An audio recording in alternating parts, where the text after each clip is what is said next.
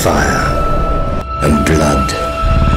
Hepiniz hoş geldiniz arkadaşlar. Benim için hayal kırıklığı. Yine hiç beğenmediğim bir bölüm izledim. Bugün beklentimi çok altında gidiyor gerçekten. Hani konu hiç akmıyor. Böyle aynı şeyleri sürekli böyle zorlama sahneleri, eğilip bükülen tarihi falan görüyoruz. Hani hoş değil gerçekten. Ben teorik kısmı konuşmayıp daha çok sevmişimdir zaten ama ya bu saatten sonra o kısma biraz daha fazla ağırlık vereceğim yani öyle söyleyeyim. Bu arada Vermithor konusunda da hani çok güzel patladım. Bari onu görseydik ya biraz heyecanlanırdık yani. Mesela dizinin en güzel sahnesi benim beklentim açısından Helena ve Aemond arasındaydı. Yani potansiyel olarak dizinin bence en böyle elit sahnelerinden birisi olabilirdi. Onu da tek cümleyle geçiştirmişler. Ya görsellerden biri yani tek beklediğim sahne buydu. Ona da 5 saniye ayırmışlar. Çok yazık gerçekten. Daemon karakterinin geldiği nokta zaten işler acısı. Yani neyse 3-5 tane maddem var zaten. Hani daha fazla uzatmadan isterseniz videoya geçelim. Böyle birkaç güzel yerden birisi o Meleys'in kafasının gezdirilmesi sırasındaki halkın tepkileriydi. Yani Meleys'in kafasının biz caddede ve kol tarafından şehirde dolaştırıldığını gördük. Oradan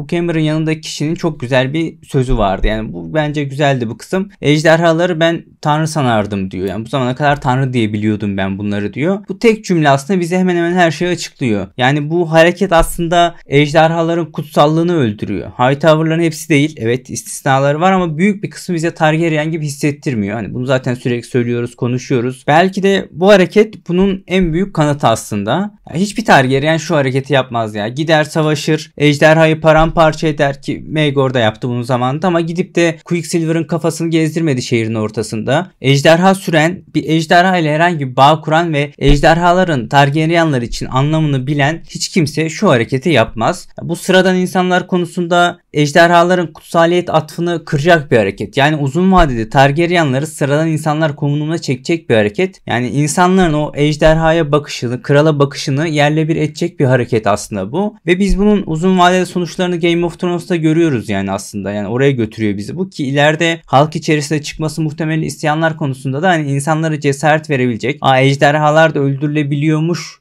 denebilecek bir davranış bu aslında. Mysaria bu detayı hemen fark ediyor zaten ki fragman videosunda da bunu konuşmuştuk. İsyan çıkarmaya başlıyorlar burada. Yani hedefleri o. Elinde üzerinden bunu planlıyorlar. Elinde hemen zaten Diana ile yani Aegon daha öncesinde tecavüz ettiği kızla hemen görüşmeye gitti. Yani oradan bir şeyler çıkaracaklar muhtemelen. Bu arada Tumbleton muhabbetini de ilk defa gördük. Ya bu şehir savaştaki en kritik şehirlerden biri olacak. Bu ismi unutmayın yani. Kral topraklarının böyle biraz daha güneybatısına doğru yer alıyor. Yani Hookemer'ın eşi orada kardeşim var dedi. Ya bunun üzerinden hikayenin ilerlediğini göreceğiz biz. Diğer tarafta siyahlar da Jace sağ olsun Dragon Sis'i akıl etmeyi başardı. Jace ile Rhaenyra oturdu. Başladı bile bunların hani kim var kim yok diye çıkarmaya. Bu arada ya senaristler sanırım eleştirilerimize kulak vermiş. Rhaenyra'yı ejderhaya bindirmeyi denediklerini ama başaramadıklarını öğrendik biz. Kitaptan koptukları için hani buralar birazcık sıkıntı oluyor ama ya soru işareti var burada. Çok fazla boşluk oluşmaya başlamıştı o kitaptan koptukları yerlerde. Ya mesela orada ya hala boşluk var aslında. Orada şimdi Silverwing gibi tarihin en ünsal ejderhası var. Tamam büyük falan ama yani Rhaenyra nasıl Silverwing'e binmeyi beceremiyor yani hani ya başaramıyor. Bu birazcık hani garip gerçekten buralar. Tamam Vermithor Rhaenyra'ya 3-5 gömlek fazla ama Silverwing'e gayet binebilirdi. Ya da ya bir ihtimal Sea Smoke'a da belki binebilirdi. İkilinin o aralarındaki konuşma da biraz garipti. Yani Targaryen piç dediğimiz şey evet Targaryen'den evli değil yani tamamen sarf bir ırk değil yani o asil soy dedikleri şey değil ama genelde anne veya babadan geliyor. Genelde büyük oranda da babadan geliyor. Ya oraya birkaç nesil böyle tepeden geliyormuş gibi böyle araya sıkıştırıp hani sanki böyle soyu biraz azalmış gibi böyle bir hani yani bir garip bir yere soktular bence. Ya bu tarz böyle tarihi bükmenin anlamı var mıydı? Bence yoktu. Ya ben bu işin sonunun aslında nereye doğru gideceğini kestiriyorum az çok ama hani spoiler olmasın diye burada yine girmeyeceğim. Bu konuyu vakti geldiğinde detaylı konuşuruz. Bir de Rhaenyra cidden ya Syrax ile Vhagar'ı yenebileceğini düşündü yoksa ben de Daemon gibi orada görüler görmeye mi başladım? Yani böyle garipti orası da. Yani beslenirken yemek seçen bir Syrax ile Vhagar'ı yenebildiğini düşündü mü cidden çok merak ediyorum. Bu Daemon'u da ne hale getirdiler ya. Daemon gidiyor Bracken'ları tehdit ediyor ama işe yaramıyor. Ya Daemon'u daha ne kadar zayıf gösterecekler çok merak ediyorum. Ya kalede takılıyor, altı boş blöfler atıyor, odun kırıyor falan ki odun kırmak bu arada ikinci sezondaki yaptığı en faydalı işti işte ise kale inşaatına katkısı olmuş oldu. Ya onun hikayesini biraz böyle Aemond ile aynı çizgide yapmak istemişler ama bir tık zorlama olmuş ya. Özellikle o kral muhabbetleri falan hani ya hiç karakterine oturmuyor Daemon'ın. Adamı Harrenhal'da yemek masasında böyle elden ele tabak dolaştıran bir haline getirdiler.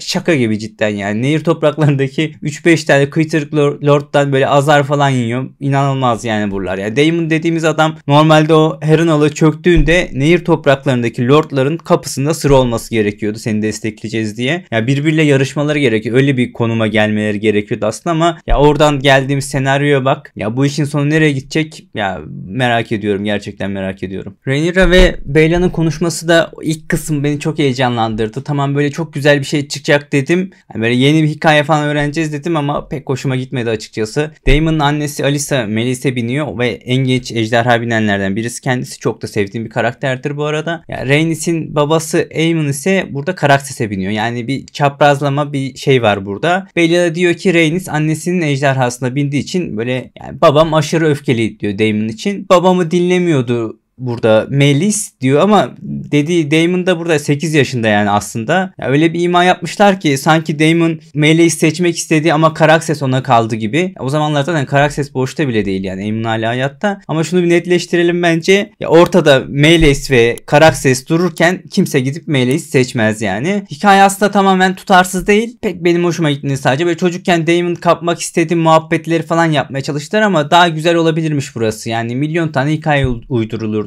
Bu kadar zorlama yapmalarının sebebi de Daemon'un annesi Alyssa üzerinden o diğer sahneye bağlamak istemiş olmaları. Yani asıl olay orada aslında. O yüzden böyle bir hikaye kurmuşlar burada. Ya ben Aemma Iryn beklerken hani Daemon'un annesi Alyssa ile ilişkiye girdiğini gördük. Ya garip bir sahneydi cidden. Daemon'un tüm o pişmanlıklarını, keşkelerini göreceğiz. Zaten her şey açık açık ve hani uzadı biraz o konu. O yüzden hani bu konuyu burada daha fazla uzatmayacağım. Sadece Alyssa Rhys üzerinden bir ekleme yapayım. Daemon'a o içirdiği lapa sayesinde bu gölleri gördürüyor aslında. Ejderhaların Dansı kitabında Bran duvarın ötesine geçtiğinde ona ikram edilen bir tane lapa vardı. Böyle beyaz renkli, koyu ve ağır ama içinde böyle kırmızı damarlar dolaşan bir lapa tarif ediliyordu orada. Küvet ağacının öz suyundan yapılma bir şeydi bu yani. O şekilde tarif ediliyordu. Ve Bran'ın gücünü kontrol etmesini sağlamak için ona içiriyorlardı aslında. Alice zaten hani sürekli büvet muhabbeti yaptı durdu ağaçlar üzerinden. Ya biz de bir şey içerirken de görmüştük. Yemekleri falan da o yapıyor zaten. Hani Daemon'un görülerinin sebebi aslında bu. Bu konudaki hatırlatma için de Paşazadelerden Cihangir'e ayrıca teşekkür ederim. Daemon burada bildiğin kendi başa geçmek istiyor gibi hareket ediyor. Ben hiç sevmedim bu kısımları. Biraz da Rhaenyra kaynaklı aslında. Bu Rhaenyra için durum daha kötü tabii. Yani Daemon'a muhtaç olduğunu biliyor. Siyah Konsey'den çünkü hiçbir şey olmaz. Aslında en önemli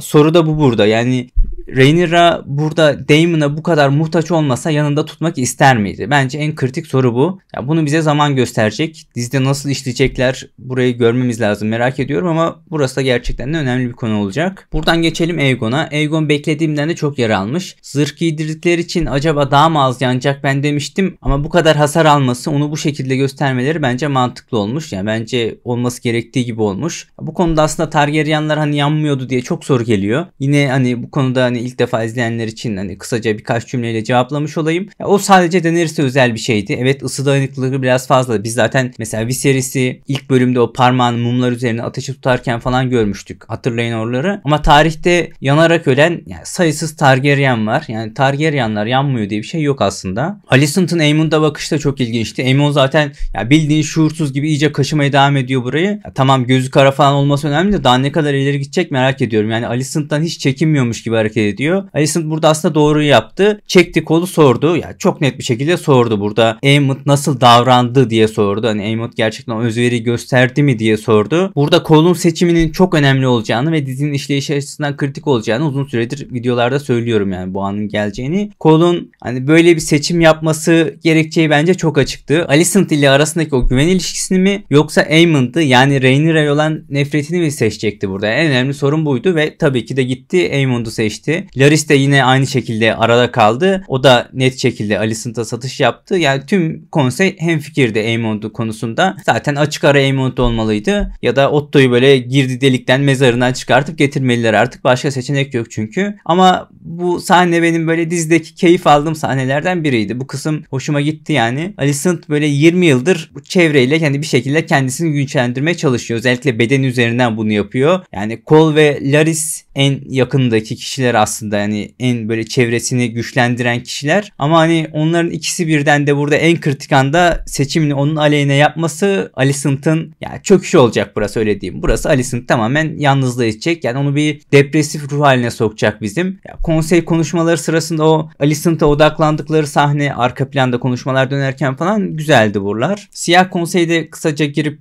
hani bitirmek istiyorum. Ya bu siyah konsey muhabbetleri beni cidden çok germeye başladı artık. Ya sürekli aynı şeyi döndürüp duruyorlar. Sezon başından beri en az 10 tane sahne gördük. Hepsi birebir birbirinin aynısı. Sıfır ilerleme ya. Ya Üstad Gerardis orada tamam. Mükemmel bir üstad gerçekten. Lord Celtigar tamam. Hazinebaşı. Hani hanesinin böyle Valyria kökeni var. Zeki, kurnaz falan bir adamdır. Finansal destek verir. Donanma falan da belli katkıları var. Ama şimdi kral muhafızların hepsi orada. Alfred Brum orada. Messi orada. Yani bunların burada ne işi var yani? Bunların hepsini toplasan ya toplam 100 tane asker çıkaramaz bunlar yani, üyeleri, şeyleri, haneleri falan.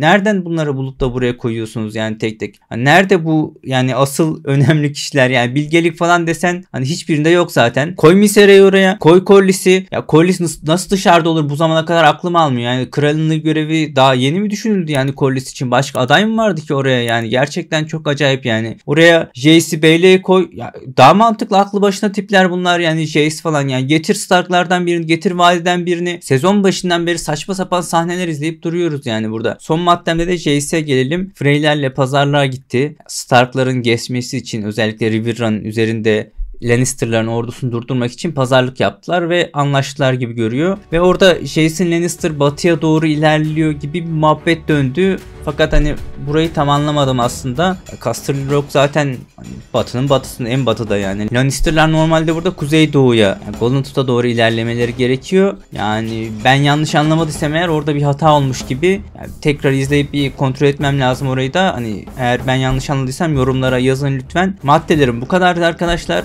Bir diğer videoda görüşmek üzere. Hoşçakalın.